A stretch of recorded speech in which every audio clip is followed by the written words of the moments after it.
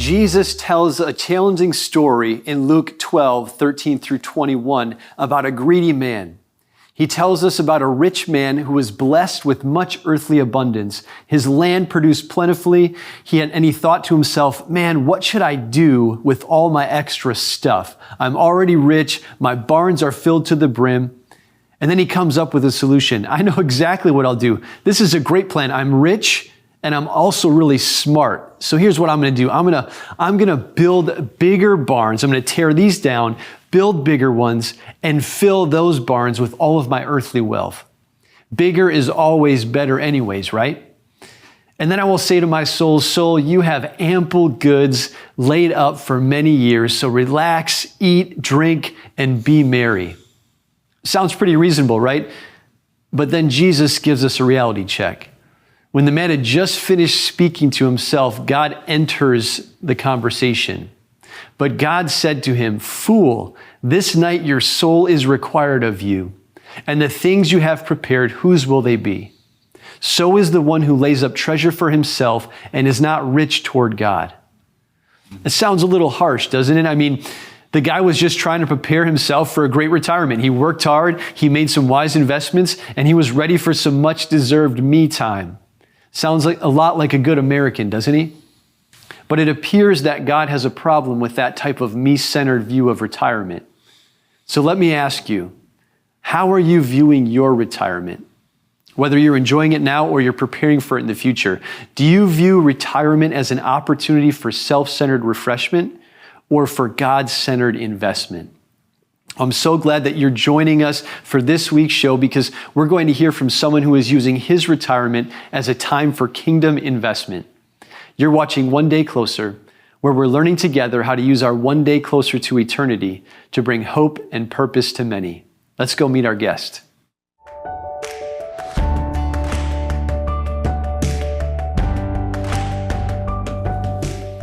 We're here in studio today with Dave Dyson, the Executive Director of Priority One.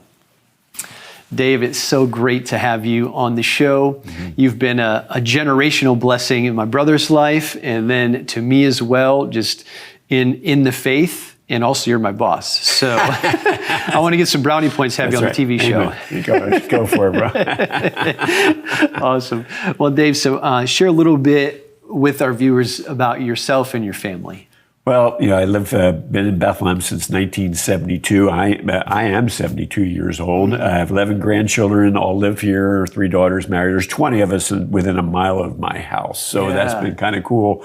They're ages 10 to 20 right now. So that's the makeup of our family. Yeah. And I know you spend a lot of time very intentionally with your grandkids. Yes. What are some ways that you invest in their lives? Well, in some ways, it's a very typical grandparent. I've got, as I said, 11 grandchildren. All of them are athletes. So I've got Boku sports events that I can follow all day long. One time, I was following almost 13 different teams.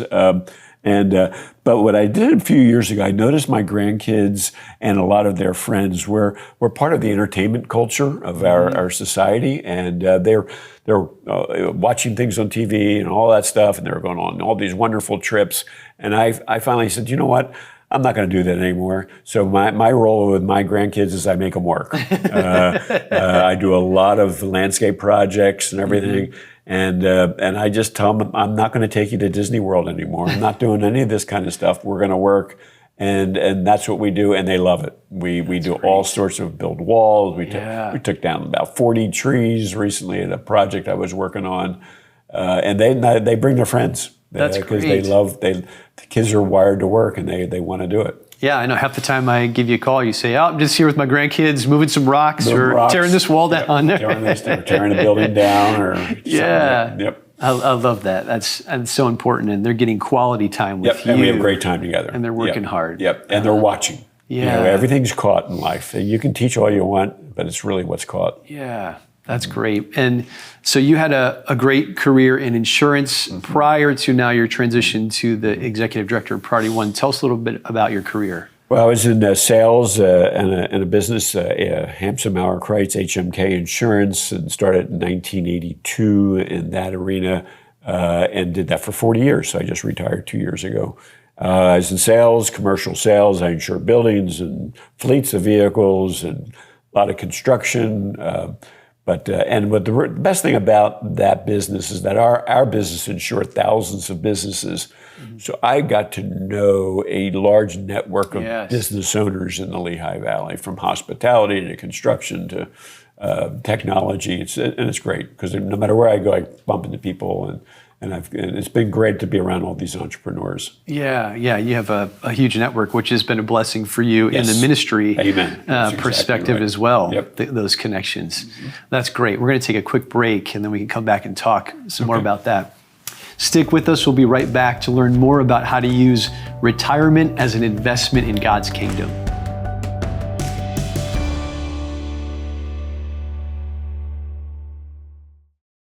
Watch Lighthouse TV wherever you go. Available on Roku, Amazon Fire TV, and Apple TV. Search Lighthouse TV online on your streaming device, or go to our website, lighthousetv.org, for more information.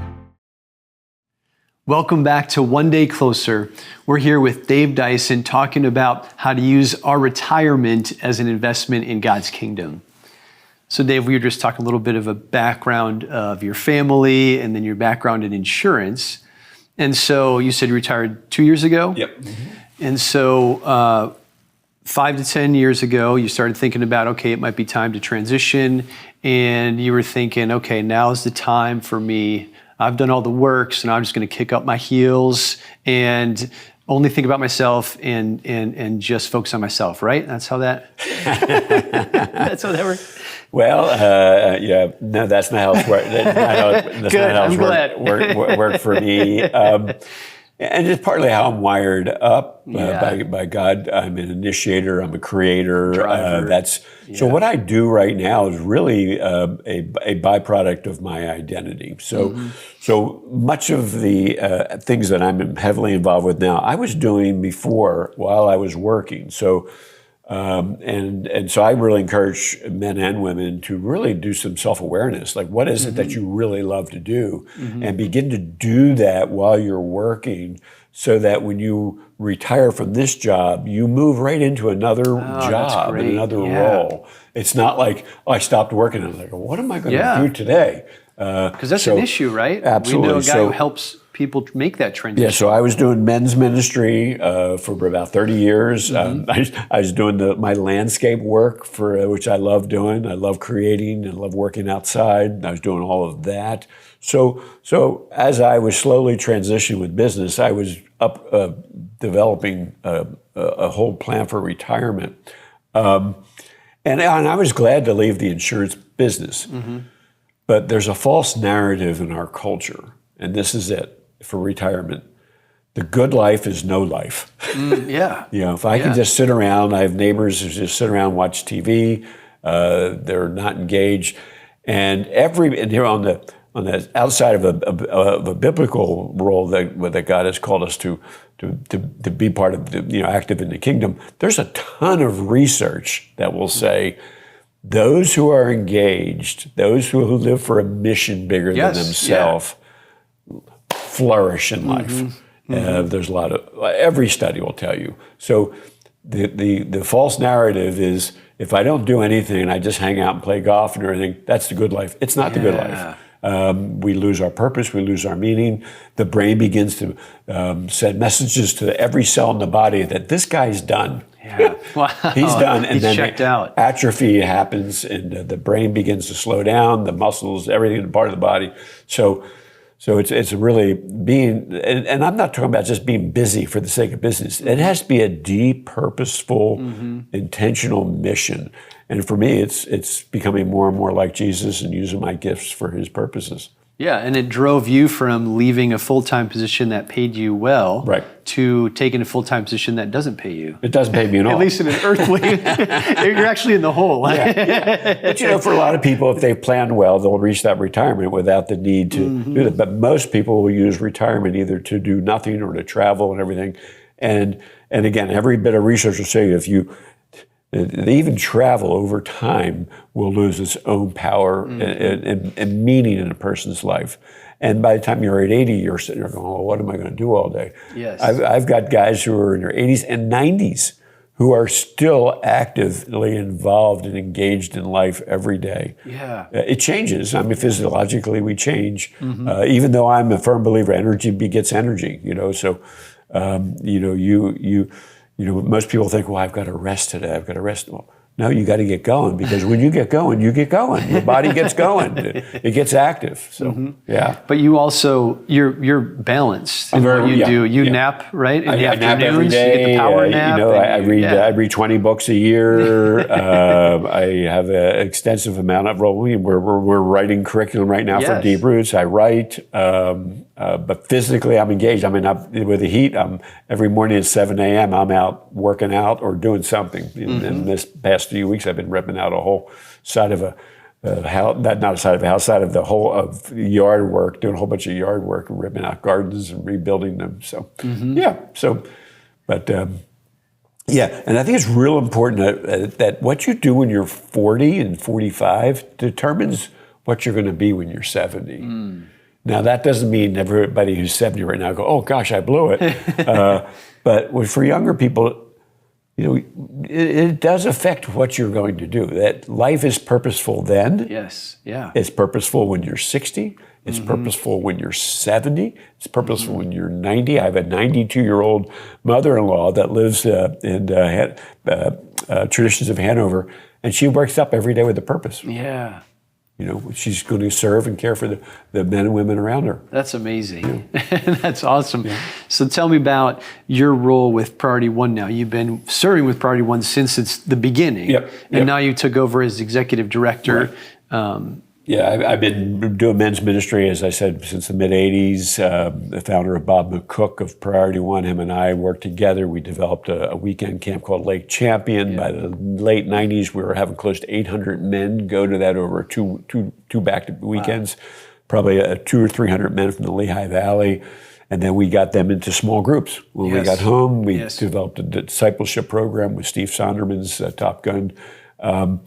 And so I've been doing all that. Bob McCook developed dementia sometime around 2012 and passed away a few years later. And I became the executive director, but probably by default, because we weren't sure whether to keep the organization going or not. So that's what I've been doing. And it sounds like it's really an impressive job, but it's not. My job is to really just enable staff guys to do the ministry and how I can support them. Well, I'm glad you kept the business going because I have a job now. And we have 13 staff. I spent over 2 hours on the phone yesterday with a young guy, David Martinez out in Pittsburgh, who wants to join our staff. Great guy. And I told him no. What I told him is what I've been saying here: do ministry first. Yeah. Do the ministry, and then when you do that for 2 or 3 years, then we'll talk. Yeah. It's a great model to prepare and be ready for what you're doing. How do you balance, because someone listening might say, well, I don't have the kind of drive of Dave Dyson.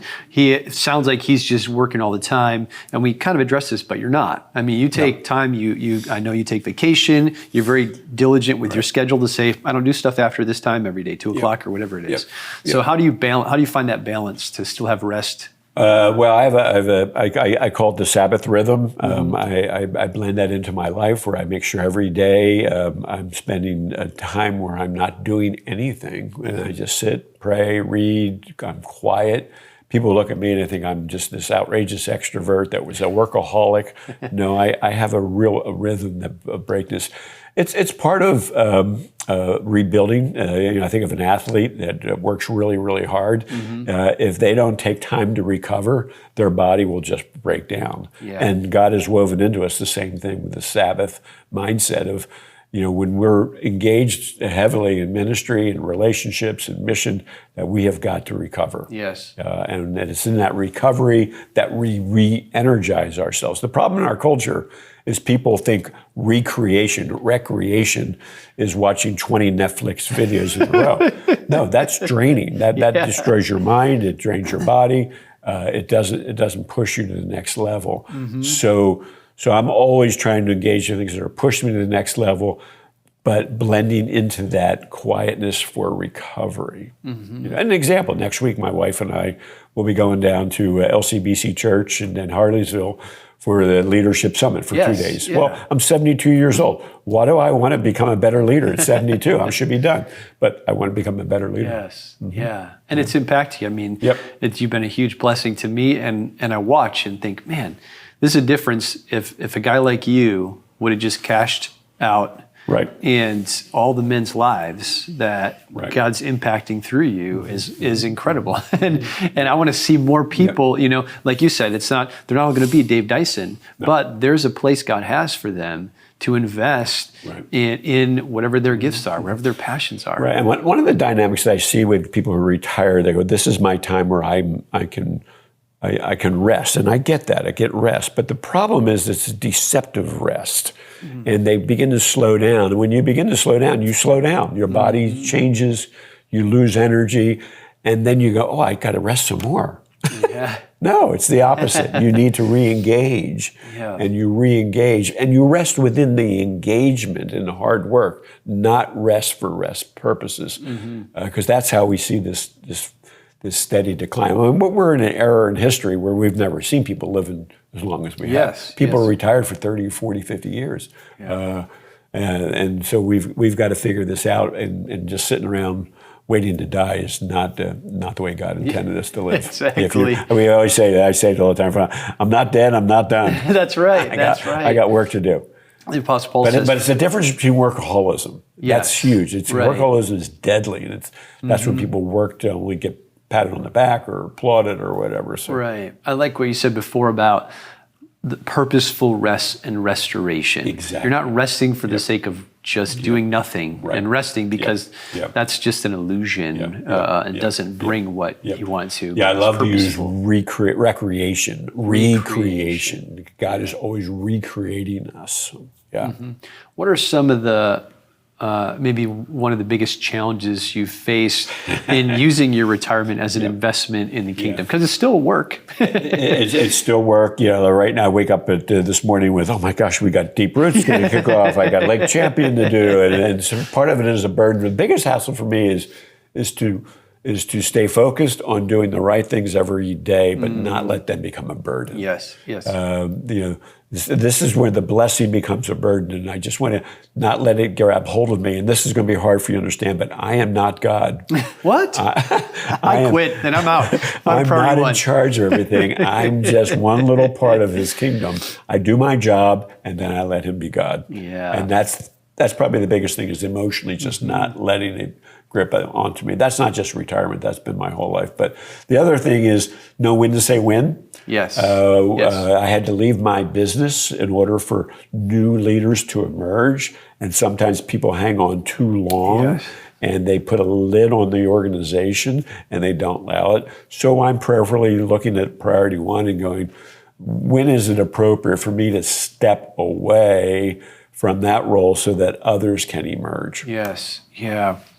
And I appreciate what you said. I think some of the false view of this rest, right? This elusive rest is the idea that people don't want to ever have anxiety or have to wrestle with, if I give this to the Lord, it's not a burden, but I do get anxious about stuff, but as we've talked about, there's something about that anxiety that pushes us, can push us to thrive, right? And so people run away from that, but in reality, then they just kind of become complacent. Well, and Jim, I talked to you about Jim Collins' great book, Good to Great, and the one of the dynamics of the paradoxical dynamics of a great leader is paranoid productivity. You become so paranoid that you're productive, but the paranoia doesn't crush you; it produces you. And and a lot of research on this, but we are wired to be creators. God is, from the secular world, they look at this, and now in the Christian view, God has made us to be co-creators with Him. We are to accomplish things. That's why neurologically, there are things that happen in our brain when we get things done. Yes, yes. We feel better. It's just like relationships. We actually operate better when we're in relationships, as difficult as many of them are. Yes. Most people at my retirement, they begin to avoid difficult things. Mm-hmm. It's running into the difficulty where we find our true life. Yeah. Jesus said it. Jesus' great line is that those who try to find their lives are going to lose it. If you live for yourself, you're going to lose it. Yeah. But when you take yourself off the throne, live for Him, live for others, you truly find it. Yeah. You thrive. You Absolutely. flourish. And I love the idea of co-creators, that, and each of us is designed to uniquely image God in a different way in our creativity. Yeah. And so it's finding that. Yeah. And then engaging in it. And I encourage everyone, especially those who are looking at retirement and they're in their 50s, early 60s, whenever it may be, really begin to do some deep inventory. Yes. What is it that you like to do? What is it that you're passionate about? And don't just wait until, oh my gosh, I'm retired. I'm going to go take trips here and do this, and this. That's getting back to the research. You're going to be, within a few years, you're going to be bored. Yes, You've got to live for something bigger than yourself. And Parcheesi and playing little games and playing video, that's not purposeful. It's not going to bring purpose. No. Let's see, Apostle Paul says, be careful how you live. Make the best use of the time God has given you, right? Yep. Well, this has been so great, Dave. Thank you so much for being on the show and being willing to share how God's been using your retirement. Mm-hmm. Thank you so much. Stick with us. We'll be right back to talk about how we can apply what we've learned to our lives.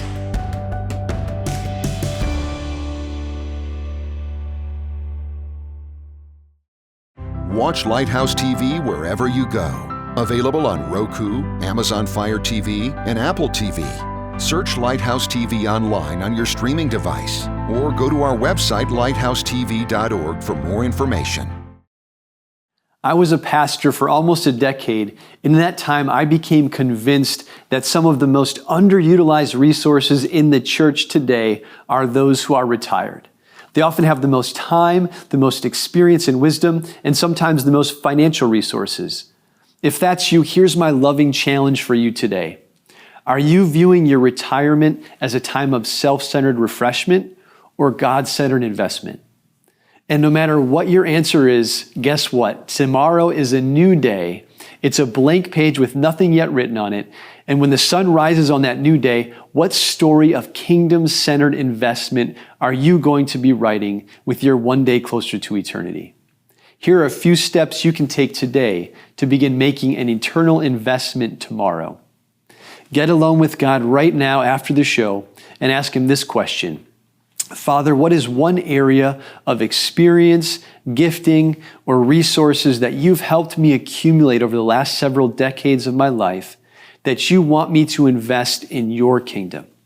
Then listen and write down what you feel God is putting on your heart. Next, I want you to write down the answer to this question. What is the first, smallest, easiest step you can take to begin investing those resources in God's kingdom? Write that down and put it where you're guaranteed to see it first thing in the morning, whether that's by your Bible or your coffee cup that you use tomorrow, whether it's on the dashboard of your car. Take some time to creatively reflect on how God has made you and how He wants you to join Him in bringing His goodness into the world, in creating kingdom, goodness, and love, and hope and desire in the lives of all of those around you. Thank you so much for joining us for One Day Closer, where we're learning together how to use our one day closer to eternity to bring Jesus-infused hope and purpose to many.